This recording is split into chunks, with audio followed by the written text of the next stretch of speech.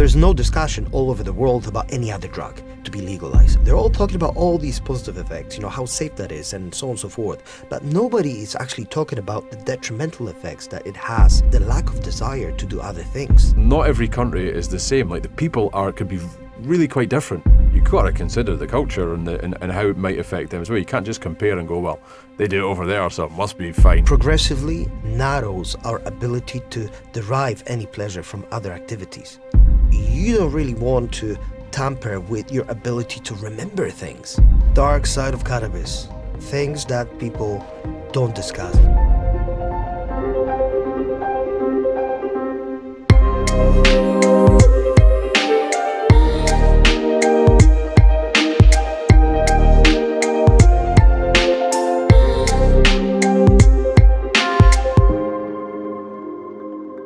There's this huge movement, it's a world movement, it appears, that everyone's trying to push to legalize cannabis. They're trying to explain and sell us the idea that this drug is significantly less damaging than alcohol, which is one of the reasons why it should be okay for us to purchase if we wish to. This is one argument. I don't think that many people are looking at this idea from a slightly different standpoint. So, yes, you could say that cannabis is not as addictive as alcohol, for instance, but the question is how damaging it is and it can be for some people. Well, actually, no, the question is what makes it addictive?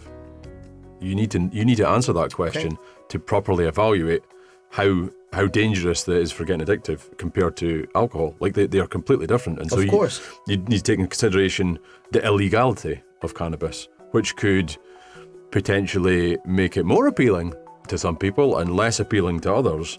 There's a number of factors that might play into that. So one of the main reasons why, in my opinion, people are reaching for these type of drugs is because of release of dopamine and serotonin. What I mean by this, I'm going to speak in layman terms. It creates the sense of pleasure from where you are here and now. Dopamine, in general, is a molecule of more. This is something that will help us move towards a desired goal. That this is something that will propel us towards achieving something. Whereas when you smoke cannabis, what happens is it has a tremendous impact on the level of your drive.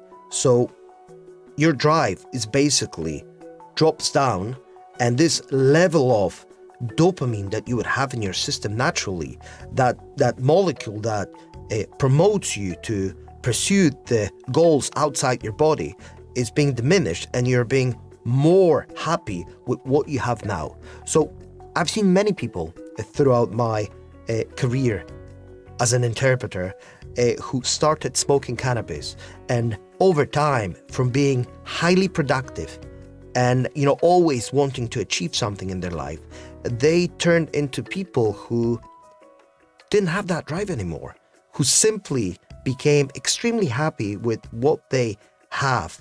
And for some people, it could sound like a great idea, but for others, it could be potentially hugely damaging, because the potential that lies within all of us is pretty much unlimited. And when you start tampering with it by introducing things like cannabis, that desire for you to achieve something better goes away.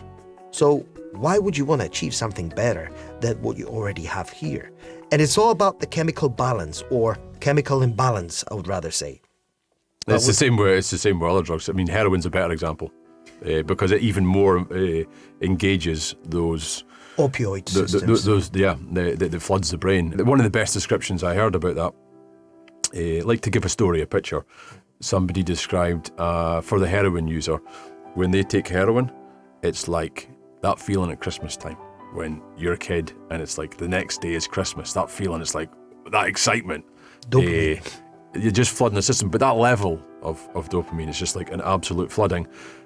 And so when they don't have that, it's that absolute crash. And so that's what drives the getting that again. Because like you have a choice. You can live with Christmas tomorrow, or you can live with your reality being, oh, your family's dead.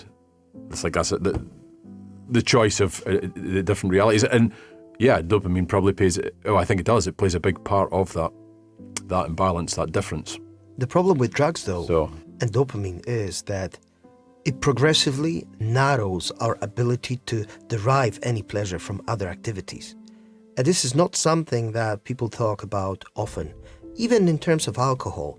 There was a period in my life when I drank alcohol on quite regular basis, as you know. And I've noticed that what happened because of this high level of dopamine that I've experienced, once every week or sometimes even twice a week, made it really difficult to feel really, really motivated and happy with other simple, more down-to-earth things that I've been doing, on a day-to-day basis. And alcohol is just one of the examples. I think that probably the worst example would be things like cocaine or methamphetamine or amphetamine. These things are going to release a high level of dopamine.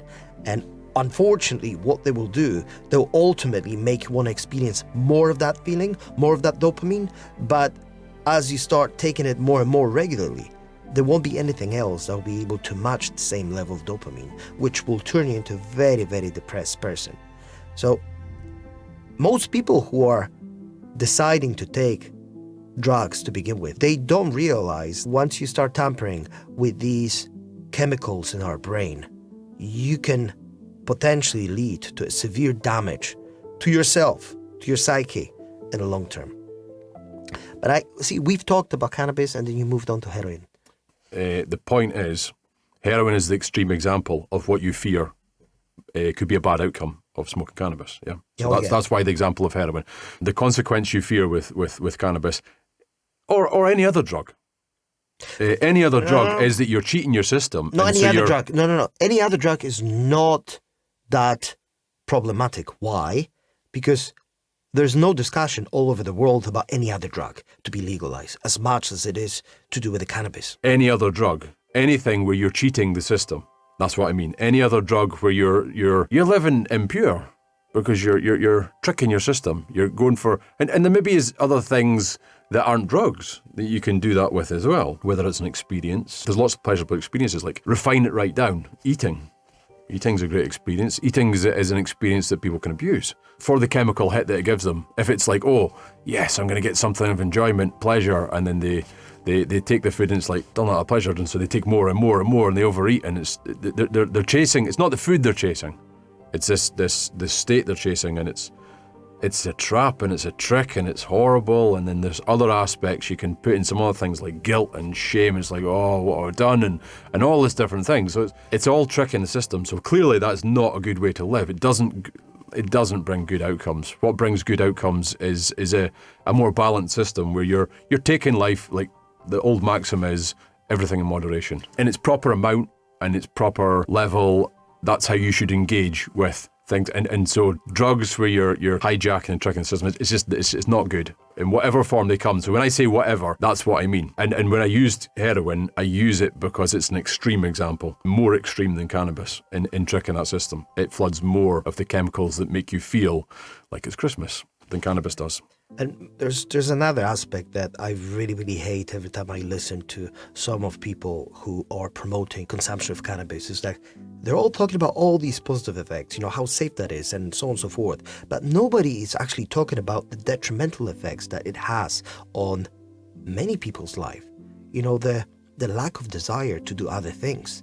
The memory. Your memory is affected so bad because of your indigenous cannabinoid system is being hijacked, and this system is responsible for memory as well, for first remembering certain things and for forgetting other things. So this is not something that's being discussed at all. So basically, yes, there are some people who smoke cannabis and who still have a great memory, but I bet that if these people were to stop smoking, their memory would be even better than that. So these are little things. And look at the young generation. When you have a young brain that is still in the process of developing, you don't really want to tamper with your ability to remember things, to be overly happy with where you are. Think about it from the education standpoint. If you are going to start smoking cannabis at the age of 15, 16, 17, and if that's going to have a detrimental impact on your drive to, let's say, go to university or to achieve some sort of, success in your life, that'll have a very negative impact on it. That's the bottom line. It could, yeah. A lot of variables. lot of variables for different people, different circumstances. Like we're all different. But yeah, I absolutely agree. And there's a high tendency to abuse that drug as well. Everyone's talking about, oh, cannabis is not addictive, not addictive. But most people that I know who use cannabis, they use it on a quite regular basis. So very rarely you come across someone who just smokes a blunt every now and again. If they smoke quite regularly. Yeah. There's another aspect as well. Like, people like to compare countries and they're like, well, it's legal in this country. Because part of what you're speaking about is the relationship with cannabis as it's illegal. But if it was legal, then it would be a different relationship. So some people would maybe use it a lot more frequently. Like, a lot of people use alcohol more frequently than they would choose to if it was illegal, I suspect, because there's a social pressure, there's all those different dynamics. You're absolutely right. And so, but people like to compare other countries and say, well, it's legal here. And there's problems there, because not every country is the same. Like, the people could be really quite different from country to country. Like, if you want to compare Scotland with America, or Scotland with Poland, or some other place, there's going to be differences in the way that people think culturally, because they have a different culture, they have a different background that sculpts them to some extent. And so what might not be such a problem in one place might be a heck of a problem in another place. Like, I suppose it's interesting to look at how it affected Inuit communities when they introduced alcohol. And part of that was the fact probably that the communities were slightly broken. Their way of life was not so viable anymore. They'd come to live in these communities where there's more misery. I guess it's the study with the rat park study, where there's the rats in different cages, and when the rats are given the horrible living conditions where they're isolated and drugs, they abuse the drugs. Whereas if they've got much better circumstances, it's like the relationship with it's a bit different. Yeah, I think that's certainly true for humans as well. It seems it's something that must be considered if you're thinking about changing the laws of a country. You've got to consider the culture and how it might affect them as well. You can't just compare and go, well, they do it over there, so it must be fine. And there's also an aspect of, they maybe do it there, well, what about the impact over time? I think when you get to that level, it's so complex, the way, the interrelationships, the things that affect outcomes, it can become quite difficult to examine. And when you try and do it simplistically, you can extrapolate from a conclusion and come with answers that aren't correct, because you're not looking at things with a big enough overview and understanding of how they piece together. And stuff's complicated. Like, this is a big world. Dark side of cannabis. Things that people don't discuss on a daily basis.